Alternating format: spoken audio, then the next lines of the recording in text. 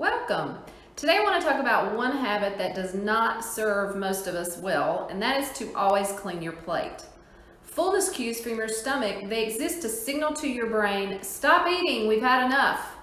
But if you always eat until the plate is empty, then you ignore these signals and you let the plate tell you when to stop. So if this is you, keep watching as I'm going to give you insight to likely how this bad habit developed.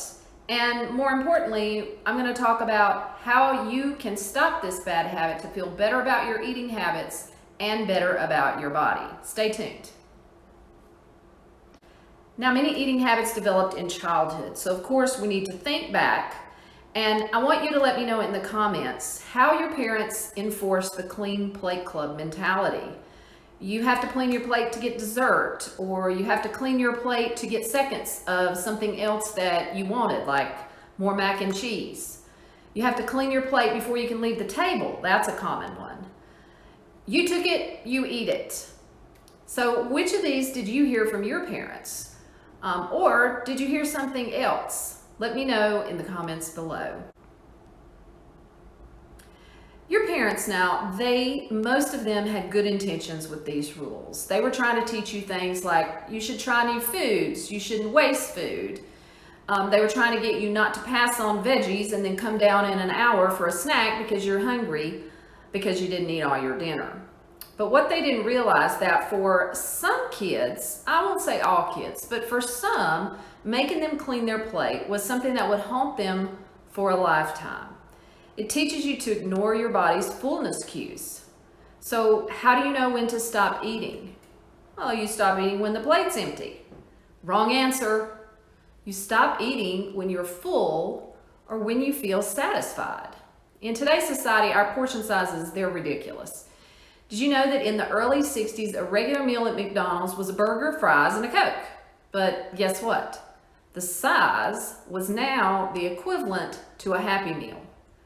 So if you were a teenager in the 60s and you went out to McDonald's with your friends and enjoyed a meal, it was very likely you would eat a burger, fries, and a Coke or get a combo meal.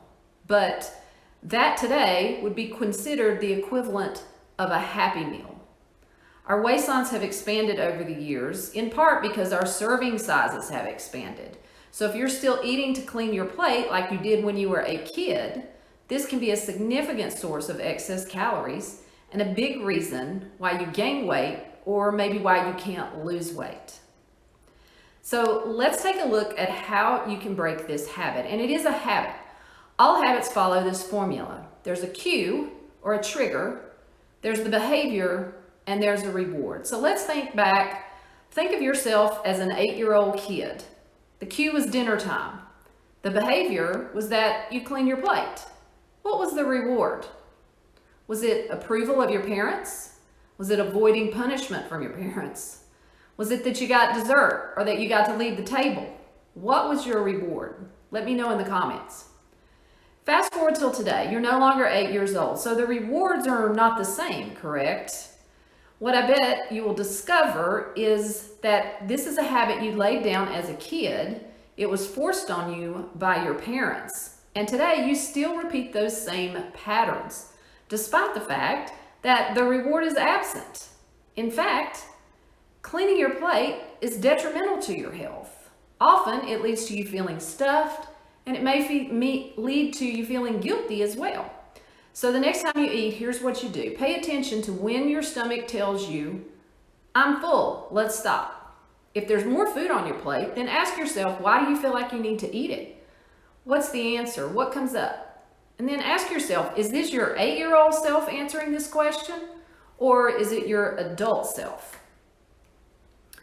Answer the question for the adult you are today, and I think you'll find that you do not need to clean your plate. I hope this helps. And before I go, please, if you're a parent, don't repeat these same patterns with your kids. One of the greatest gifts you can give them is to teach them how to tell when they are physically hungry and how to tell when they are physically full. Teach them to eat within those parameters, and that will set them up for a lifetime of healthy eating. Till next time, I'm Sherri. I'm a registered dietitian who cares more about why you eat versus what you eat. Subscribe to my channel to learn more. Thanks. you.